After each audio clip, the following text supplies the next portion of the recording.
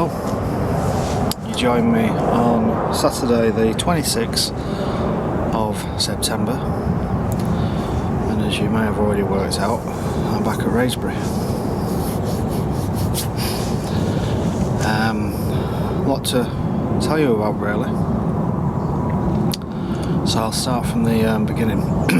On Wednesday, excuse me, Thursday of last week, the week just gone, I did a 48-hour tuition with Adam Penning at the quarry in Essex. I didn't do any video blogging. I wanted the session to be focused on, you know, my angling and improving where I'm going wrong. So that was the focus. So no video blogging. In terms of the tuition, it was excellent. Adam obviously has a wealth of knowledge based on his vast experience, and a really good way of kind of getting the message across in terms of improvements that I needed to make, but also giving me praise when it was due.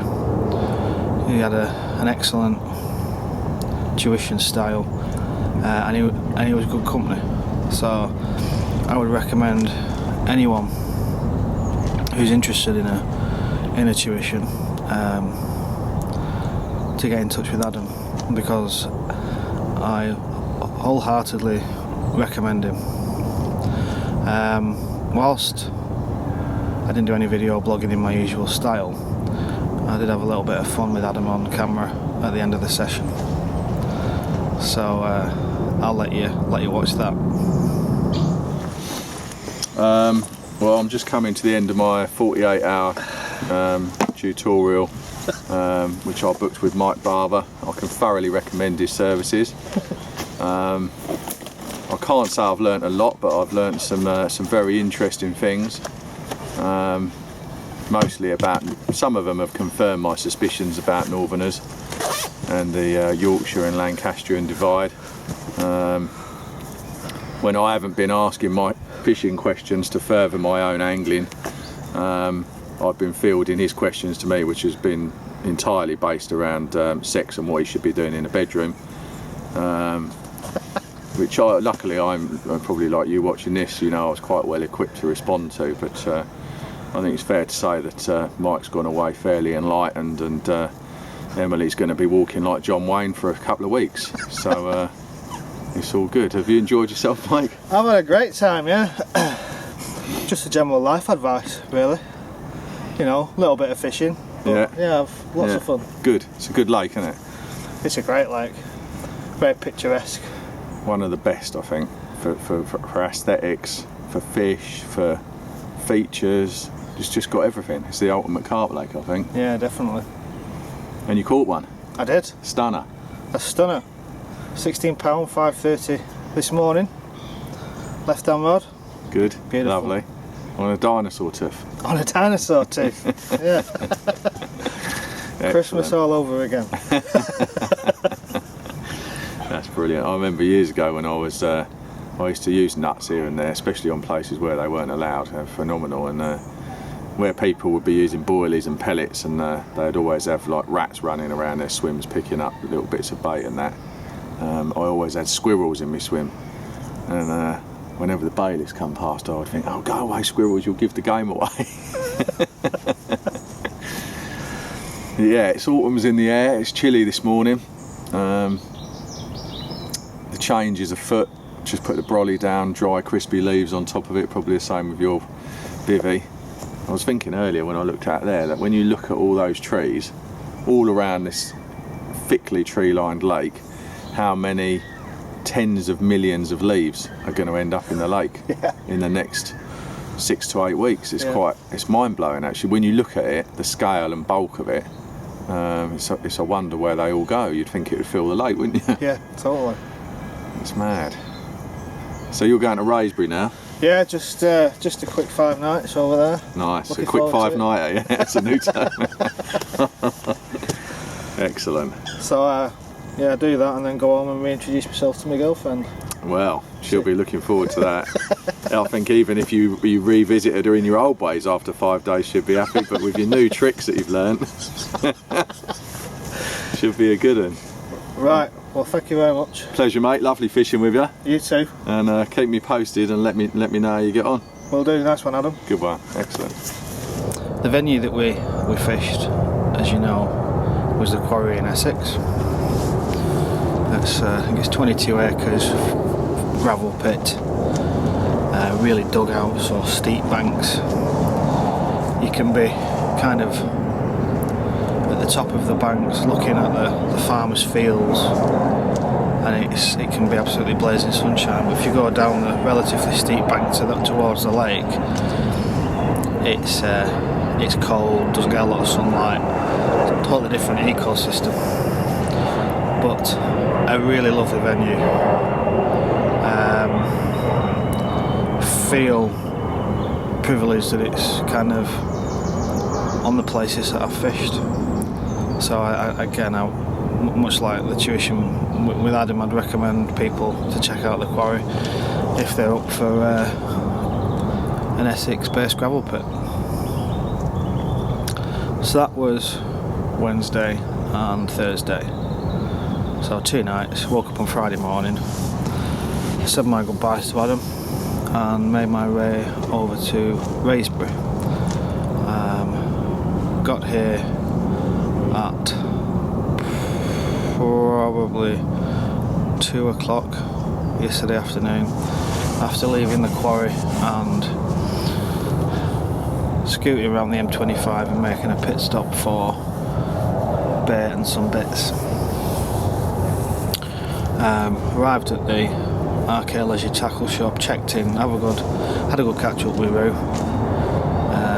bit of a laugh and a giggle, telling us about some of the famous named anglers that have recently looked round the venue, and all the good stories that they have to tell. Dave Lane's name was mentioned, and whenever you see Dave Lane on any of his videos on YouTube, you always get the impression that he's just a barrel of laughs with lots of stories to tell. So apparently Dave's been on look to the venue, and by all accounts he's very happy with what RK have done with it, which is great. So going back to the order of events, we left the shop, came to the lake, met George, the bailiff here, one of the bailiffs there, because there are a few. Asked him what his advice was, and he recommended this peg, which is peg 5, which is the one to the right of Rocky Barge, which is where my mate Pete is. I think he had his heart set on Rocky Barge before he left home, so it was free, so he wanted to fish it for a couple of nights. George recommended this peg to me, as fish had been showing in the swim. I then got chatting to one of the guys who was fishing lawns, which is kind of behind me, almost on the other side of the spit, if you like, fishing towards the back of Cigar Island, and he said he'd also seen fish in front of this swim. So I thought, okay. So I set my bivvy up, I had to go to the shop, so I nipped out, came back at 5, and I thought I can either start trying to find my spots now, or I can leave it, given that we didn't have too much daylight left in the day and we were approaching dusk. I thought, I'm not going to put any rods out, I'm just going to sit back and use my eyes and observe what's in front of me. I've been told that fish are in the area, so I need to see it for myself. So I didn't put any rods out, sat up until midnight, watched the water, and lo and behold, fish are in the area. I've got fish showing. Just show you. Fish showing here, not very far out, and also over here. I'd say possibly 40 yards out at the max.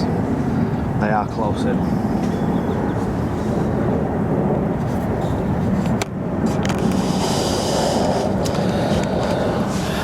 So that was last night. I stayed up until 12:15. I wanted to try and give it half an hour after the planes had stopped, which was worth doing because I heard a couple more. I've then got up at first light this morning.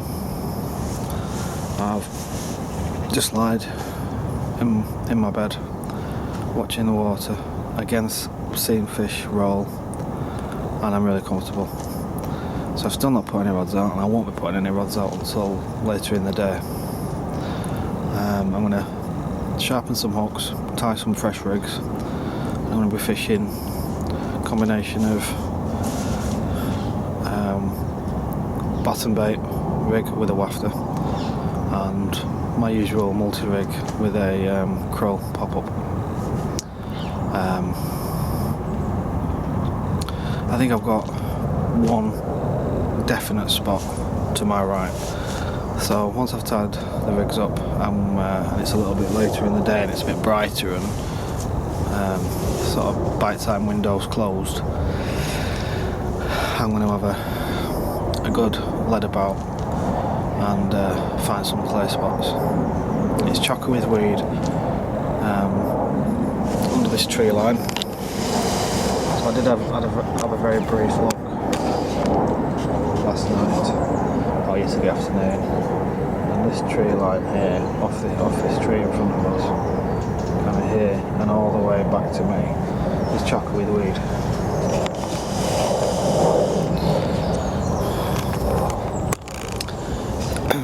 So, to go back to my tale, woke up this morning, had a good look, saw a fish, happy. So I closed the bivvy door and I've done a lap of the lake. So I'll just have a look to make sure that there's no other signs anywhere else that would warrant me not staying here. And I've not seen anything. So I've done a lap of the lake. I've been off site to buy a lighter that works for my rigs, starting the stove and stuff. A few more provisions, and that's me now. It's time to get going. So without further ado, I'm going to crack on, and I'll speak to you later. Time wise, it's 9:30 Saturday morning, so I've been up since first light, watched the water, done a lap of the lake, been to the shop, walked back to the car. It's not even 9:30. Not bad effort for me, that. Right, it's 1:30. Been busy. I've had a couple of hours trying to find some clay spots around the areas where I've seen fish. It's quite weedy in front of me. Let me show you.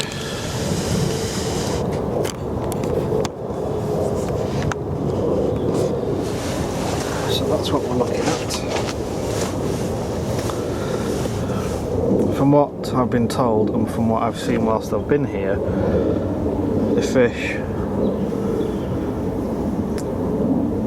show quite close to the bank, so this is not a peg for fishing at range. There you go. Case closed, my lud. So I've had a feel around, and all down this tree here to my left, all down there is chocker weed. Probably gone 50 yards towards the island, brought it back, had a dozen or so casts, different distances, just weed. So I've ruled that out. What I have managed to locate, swing you around a bit, and it's in line from a skyline perspective. It's in the middle of that flat bit of that tree. That will be the right hand rod, and the left hand rod will be on that part of the tree that's red. There. That's kind of the direction we're going. And it's about 40 yards out. I found a bit of a clear spot with, gives me a decent dunk. So that's the right in the middle. Left hand rod, obviously a bit further left, is in line with that fern that's in the background. So that one there, it's in line with that, and that's a little bit closer in. So I found my spots. That's good.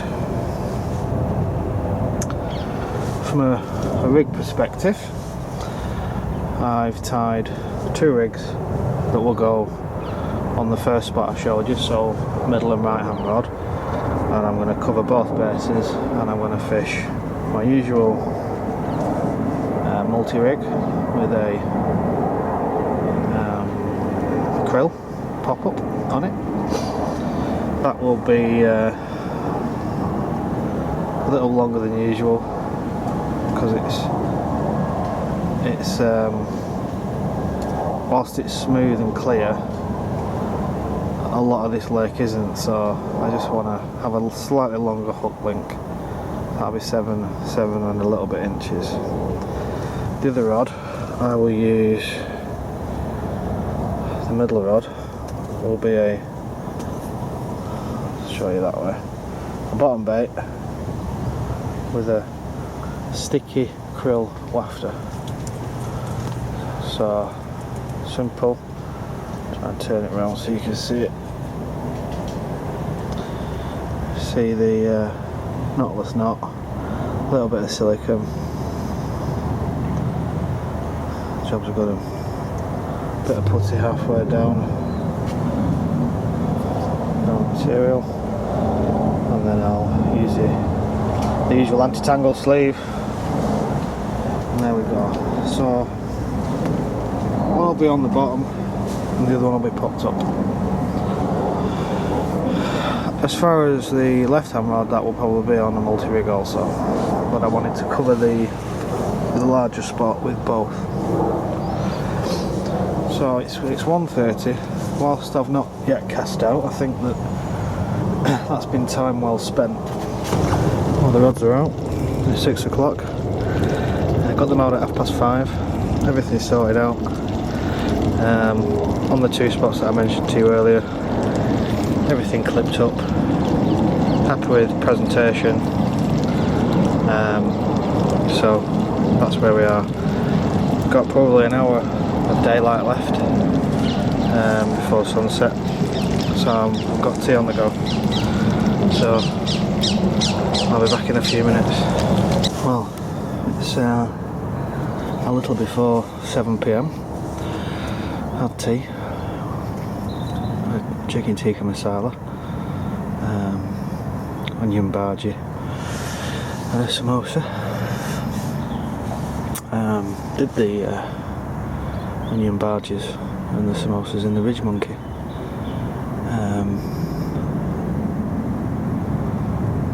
Really did a good job to them. So I'm trying to think outside the box with the Ridge Monkey as opposed to just using it for toasted sandwiches. Although it does do those exceptionally well. I was a Diablo user, but up until I got the Ridge Monkey, I just wasted too much bread on those Diablos, and they weren't particularly big. So well done, Ridge Monkey. A very innovative product. They're bivy light looks good as well. Can't find one for love nor money in any of the big tackle stores. Popped into Angling Direct when I was travelling from the quarry to here. The one in Chelmsford, they didn't have them. They look really cool. 120 hours runtime for a bivy light. That's perfect. So I'll definitely be picking one of those up when I can. I like innovation, and I like companies that do something a little bit different. So I'll certainly be keeping my eye on Ridge Monkey's product development. When I got here last night and I finished setting up, one of the guys fishing behind me in Lawns wandered over and asked me if I fancied a Domino's pizza. A few of them were getting them. I thanked him very much for his wonderfully kind offer, but I'd already eaten. And he said, "Are you that guy off YouTube?" Apparently he'd done a little bit of research prior to coming to the venue and spotted my YouTube videos. So yeah, that was good. Hopefully that they're of some use. People that fish venues that I blog about. In terms of the day, I know you've not seen much of me today. Today's been the day where I needed to get everything right. So finding my spots and sorting my rigs out, sharpening my hooks, putting my bait out. Today was when the foundations were laid. So I've been busy preparing all that. As I say, after the longest period that I've watched the water of any fishing trip I've ever done before. So I really invested time in the water, and I've invested time today getting everything ready. The rods did go out at 5:30 and they'll stay there until when the bite window closes tomorrow, which I'm expecting there'll be about 11ish. But I'll keep them in. Probably bring them in for a couple of hours. But I'm going to maximise my fishing time now. So that's the intention. The fish have really shown today. They've been sort of topping all over the water.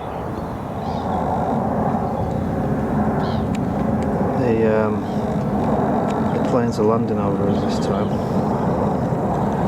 as opposed to taking off.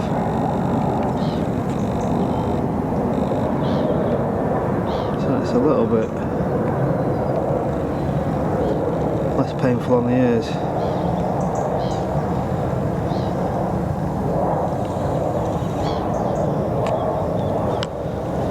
Obviously make more racket as they're trying to get the plane in the air. It's a beautiful view, isn't it?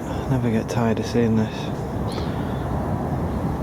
I'm fishing peg 5. Never fished this peg before. Last trip obviously was in 3 pegs. I had a night in Bonds, a couple of nights on the bus stop, 2 nights on the lawns. This trip it's peg 5. It's not the biggest. Well, I say it's not the biggest. I mean, in terms of available water, I've got quite a lot to go at. Kind of all the way from this tree line all the way around. The spring gates is down this corner. So just down there. I've got all that. I suppose in comparison to some of the other swims, it's quite a small area. Like the Rocky Barge where Peter's next door's got much open expanse of water to go at. So as a result, I'm fishing at short range. My middle and right hand rods are 39 yards out. Left one is a little bit closer than that. Doesn't bother me. I like probably suits me better fishing a little bit close to the bank. But if you see fish, you've got to try and get on them. Fish have been showing all day, as I say, so there should be lots of encouragement for the anglers that are on. There aren't too many on actually. There was a few on the roadside today, they seem to have gone. I know there's somebody on the roadside up towards the ghost barge. So there's somebody on lawn, someone next to them, me and Pete, seen somebody else I think in peg 2 or 3.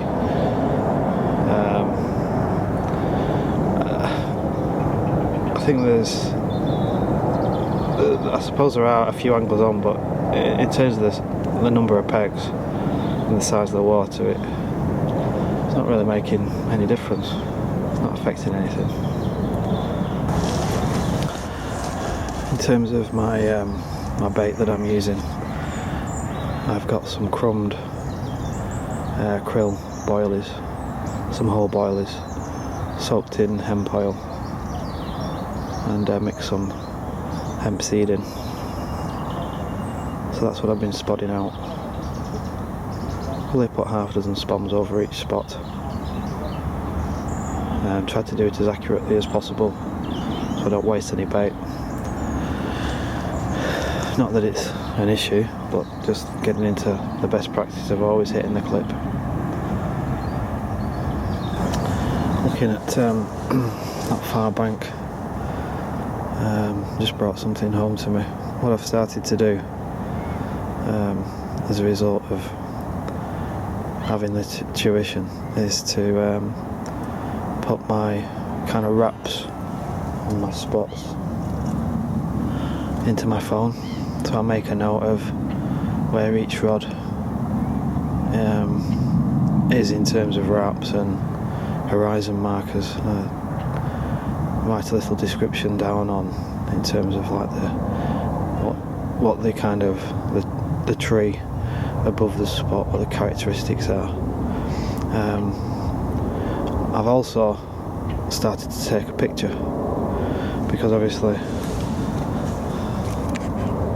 one of my spots is the middle of that flat section of that tree, which is fine. I can work that out in the dark, as you can see there.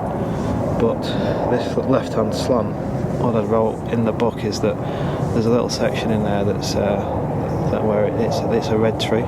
Obviously you can't see the colour in the dark, so taking a picture and being able to refer back to the picture, you know, just kind of helps you clarify where you're going.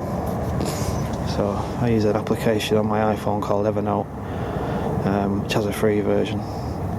So you put it on your iPhone and it stores it in the cloud, so you can access it from other devices. So I'd certainly recommend that. Well, good morning, it's Sunday the 27th of September. I had a bit of a lie-in this morning. I stayed up quite late last night. I say quite late. It's probably 12:30, but late for me. I went fishing. So I literally just woke up 15 minutes ago. Strange evening. The lake just totally switched off in terms of visible signs. It was a flat calm and it was made for it. I thought we'd have lots of fish showing all over the water, and it was the opposite. There was the odd one showing in front of the rocky barge, but from what I could see, that was it.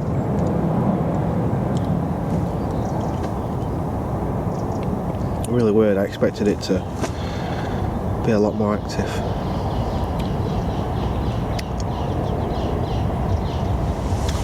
I think the other thing that I'd say is that planes were quiet.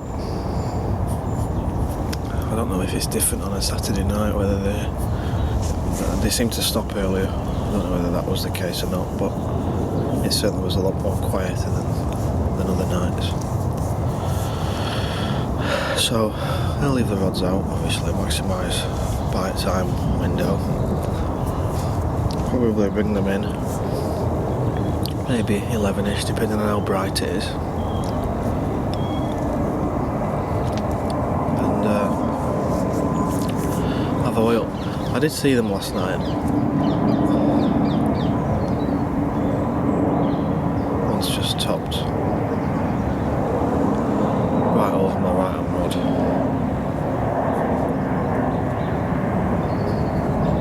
I was just going to say I did see them last night, but further out.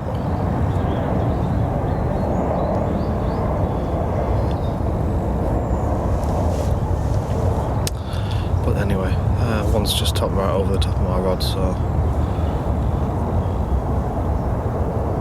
fingers crossed. Let's hope he wants a bit of breakfast. I've just been having a way up, and there's a fish that's shown along this line 2 or 3 times in the last half hour.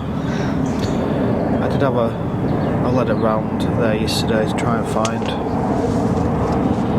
some clearer spots. Wasn't able to.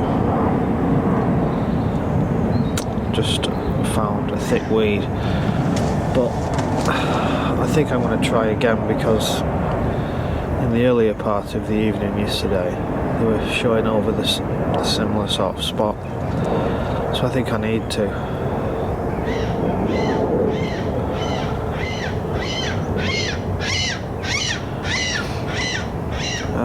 So as well as that spot, I've seen them kind of in this sort of line, probably at about 50-55 yards, and then kind of that line at a similar range. So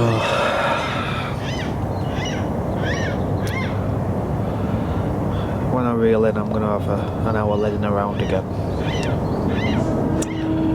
It'll be about 11 o'clock.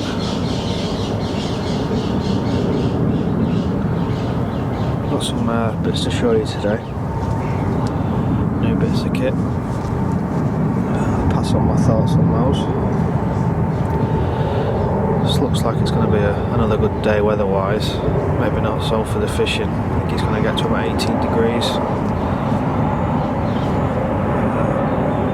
General sun.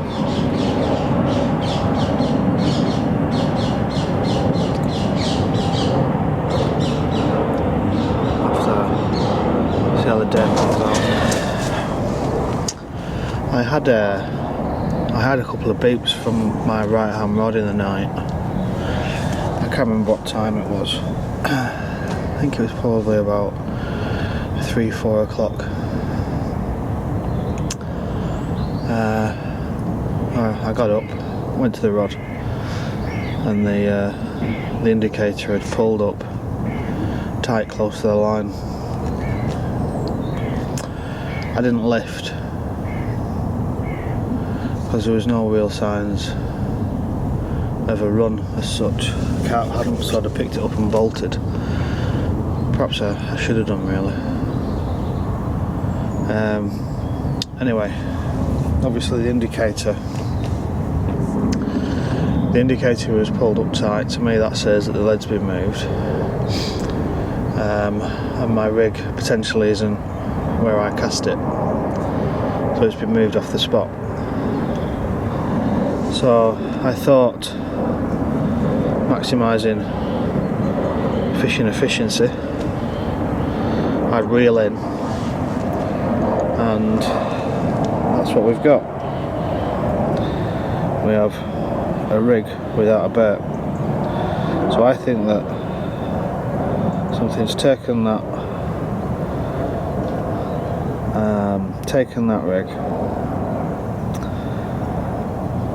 picked it up, tried to go with it, and it's come off. So I'm going to be tying a new rig to replace that. The hook doesn't seem all that sharp. I'm putting it in my finger. There's quite a lot of pressure there. So to me that rig has failed. And the bit that's failed is the hook, which is a bit of a shame. So I'm going to tie a new one.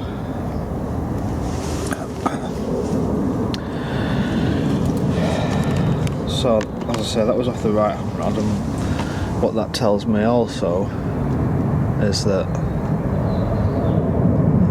that spot's working and the rig worked up until the hook section perhaps. So I'll be tying a new rig and I'll be putting that rod back on the same spot. I'm trying to use all these little bits and try and piece together a jigsaw. That's something that Adam Penny said to me actually. He said, this, what we're doing now, is the jigsaw puzzle. And right out there, you're looking at 1,000 pieces. And it's our job to try and piece them together. So, much like this carp that's showing down here, it's obviously a spot that's frequented by carp. I've seen a lot of shows in that area, but it's weedy, so you know, I've got to try and piece together the jigsaw and find that clear spot that I can present a bait, perhaps. So, yeah, that's where we are at the minute.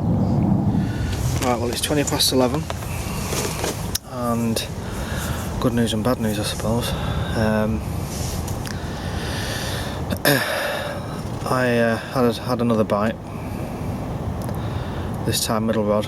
Round, picked the rod up. Fish was on. Was able to, hadn't hunkered down in weed, which is good to know. But I had a rig pull during the scrap. So, whereas like I said on the one that happened during the night where my bobbin went up to the top, my lead's been moved, I think the fish has picked up the bait. It's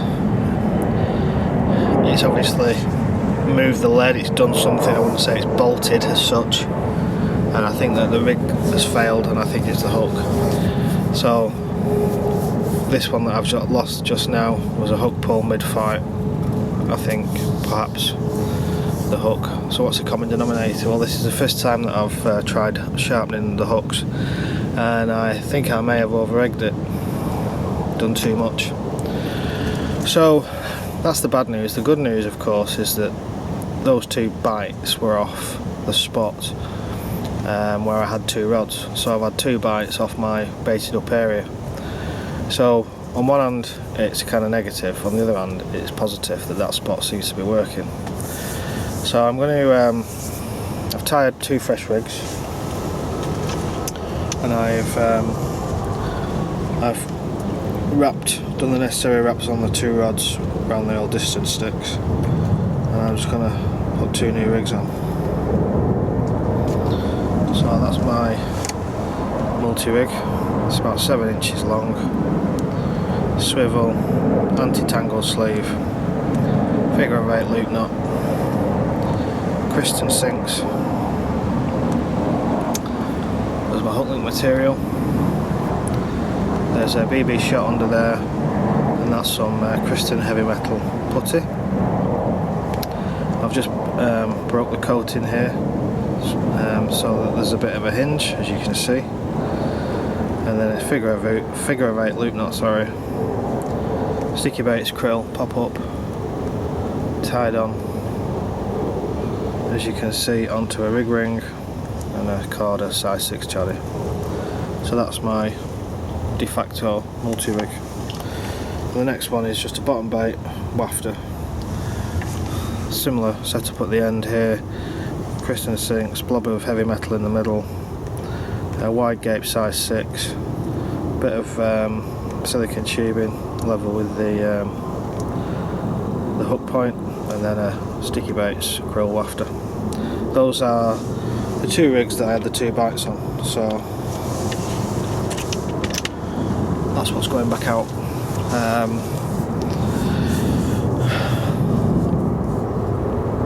You know, I'm chuffed. I'm chuffed that I found a spot that yesterday, as I said, was all about finding the spots, finding a part of my particular swim where I could present a bait, and I guess I've done that. I just need to get one in the net. So whilst I'm somewhat disappointed that I've lost a fish,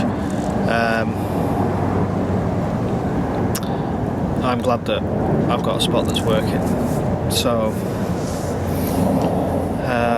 we are 11:30 almost. It's very bright out there. The bite came at 10:30, so an hour ago. I'll probably leave that one rod out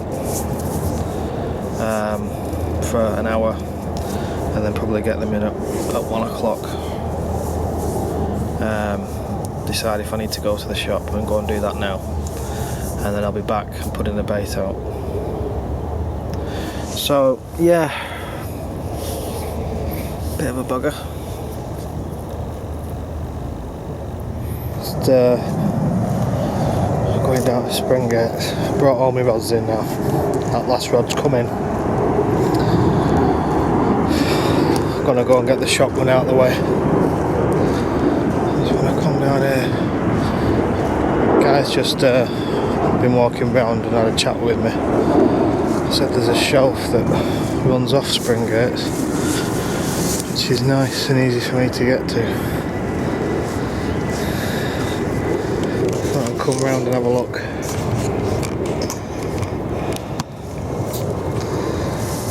See if we can see anything.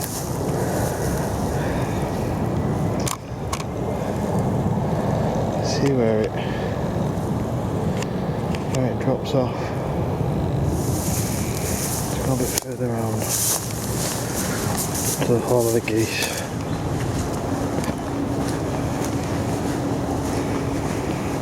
The Goose's Pad. This is Spring Gates Point.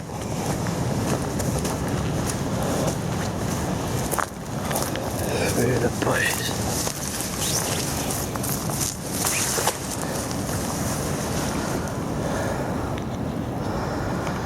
You see where it drops off there, can't you? Off that weed.